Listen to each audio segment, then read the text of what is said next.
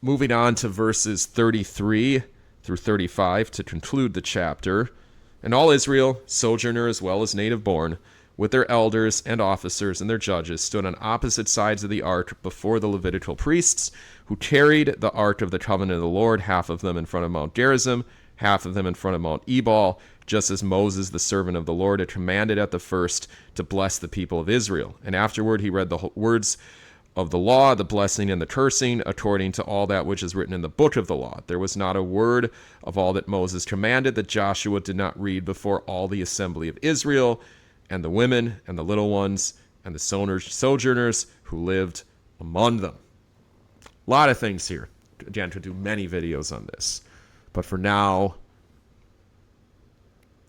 you have, in verse 33, what you might call simultaneous complexity, where there's the positive encouragement of the word, and it's the other side of the coin, the quote-unquote negative, in the sense that it's a force of judgment that binds you. Jesus said the Pharisees made up their own laws and bound people with heavy burdens. Well, God did bind these people in a business contract where the law is righteous when used lawfully, but when used to bind people, it becomes a terrible burden, difficult to bear.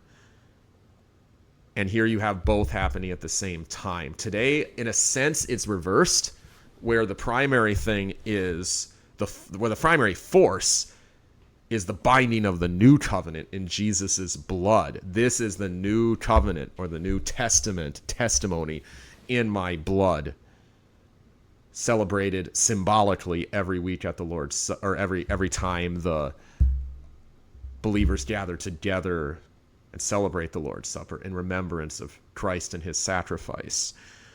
Now,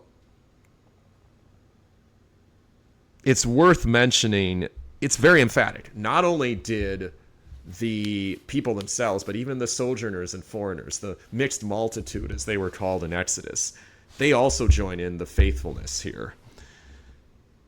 Later, we'll see how in the days of Josiah, near the end of Israel's independent history, it says that Josiah had to bind these people with a covenant, the force of a covenant of death, that whoever did not obey the covenant of God would be killed. Because in Jeremiah 3, God looks behind the scenes and he says that in the days of King Josiah, the people did not return in truth, but only in pretense.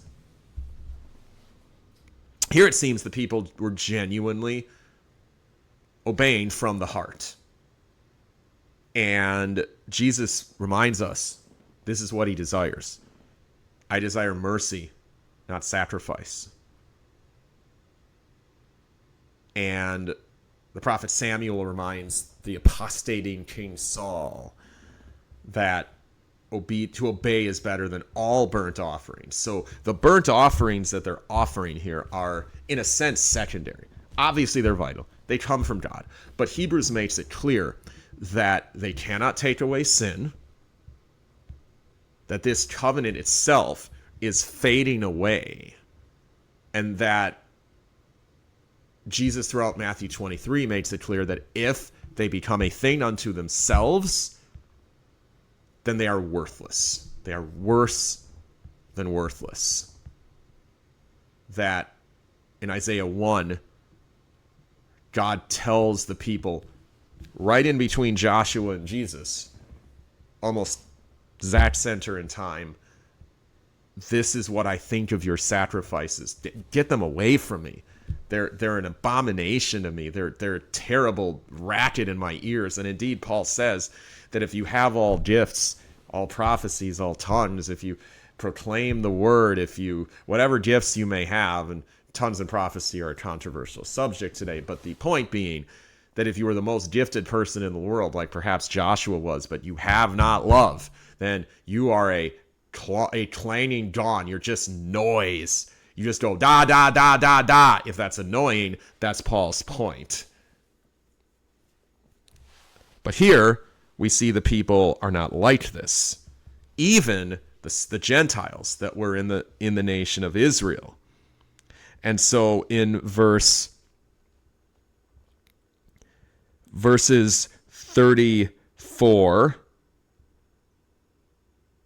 or I'm sorry, in verse 33, they're doing a thing I believe that was in the law, where they are speaking back and forth. This is a form of reinforcing by testifying to what the law of God is and what it requires. They are, in a sense, mutually reinforcing each other's faithfulness, these two groups, to what the law is, to the fact that it is true and that they are going to obey it. They are committing themselves, again, to obey it, as in chapter 1 they said, whoever doesn't obey you, walking according to the law of Moses, let him be put to death. Again, maybe not fully according to God's purpose, but it demonstrates the fruits of righteousness. And so finally,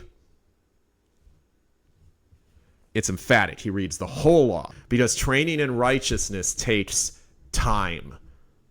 Because Paul says you don't send a new convert to be a leader, because Jesus spent 3 years.